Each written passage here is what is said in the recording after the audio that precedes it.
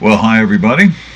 Old guy here, and the novel is this one, Gregory Benford's The Sunborn. I believe this is the first Gregory Benford novel I've ever read. I've read some of his short stories, at least I think I have. None of his books, though. Nothing that I can recall, nothing that stands out. But I'll tell you, after this one, I definitely have to read some more. This is mind-blowing hard science fiction of the type where you wish you also had a PhD in astrophysics like Benford does, so you could keep up with the events. Pretty mind-blowing, huh? I mean, the solar bow shock is moving inward towards the solar system, and if it gets to Saturn, will flood the Earth with hydrogen that will essentially turn us into Waterworld. That is, if I'm getting the science correct. That's just one of the smaller problems, though. The larger is that Pluto is warming up for no discernible reason and is moving quite oddly on its axis, so somebody needs to go out there and check, right? There's something out there. Let's go check it out. That someone is Shannon Axelrod, daughter of the chairman of Axelrod Corporation, which pretty much owns all of space travel at this time. Pretty handy to have your dad in charge of all the rockets and space missions when you want to captain a ship to head out towards Pluto and see what's going on. Well, isn't Daddy's little girl? Even if you've never captained anything much larger than a school desk prior to this. Hey, Dad, I want to go to Pluto. Okay, hun. And yes, I'm here as part of your crew due to nepotism. Axelrod is also in charge of the Mars colony and the two original Mars explorers, Victor and Julia, who are still alive and thriving quite well after all these decades. Something called the Mars effect is suspected, but that's not important right now. What is that there is an odd biomass kind of life living in the caverns of Mars that is apparently sentient. Julia and the rest of the Mars crew have been studying it a while when it electrocutes a member of the expedition. What's this? A license to kill? Oh, brother.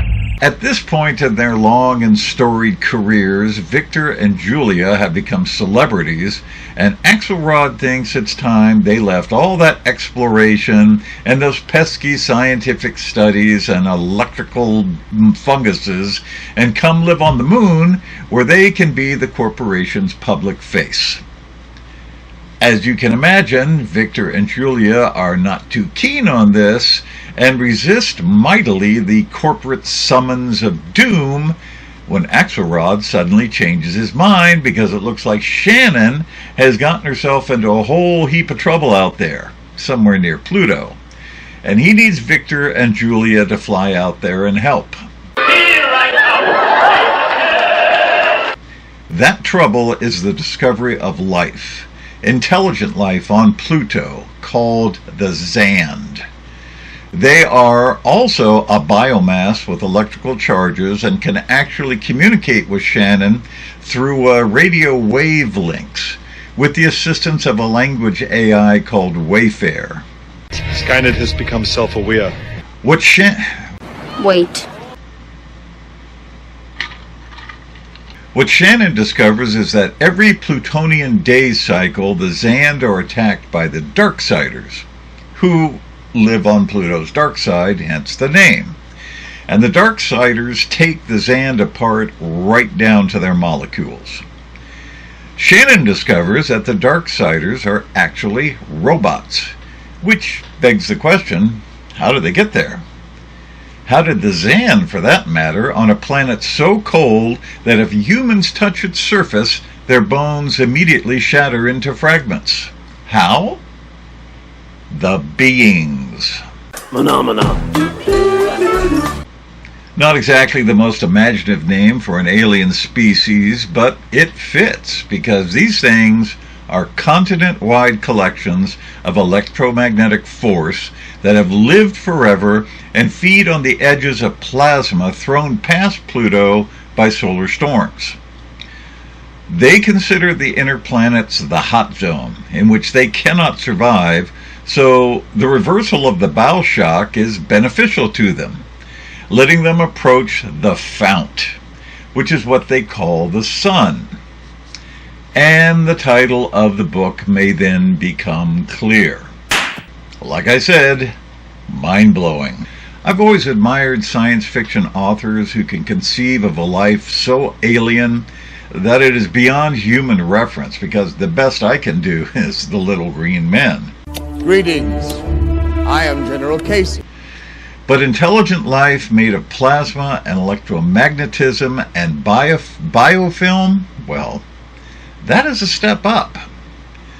The thing that gets me, as all of these bizarre and incomprehensible life forms are discovered, the collective reaction is like, yeah, how about that?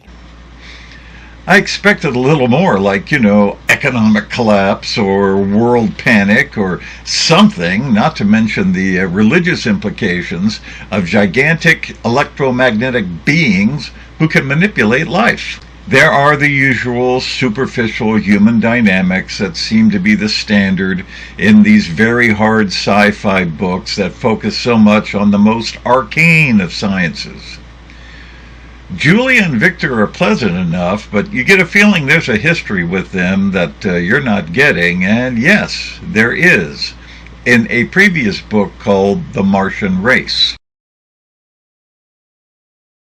This book is a continuation of that. As for Shannon, well, you just want to slap her. Benford is, as you can guess, an astrophysicist specializing in plasma physics. He was born in Mobile, Alabama. He got his doctorate from UC San Diego in 1967 and writes short stories with his twin brother, Jim. Old guy here. See you later.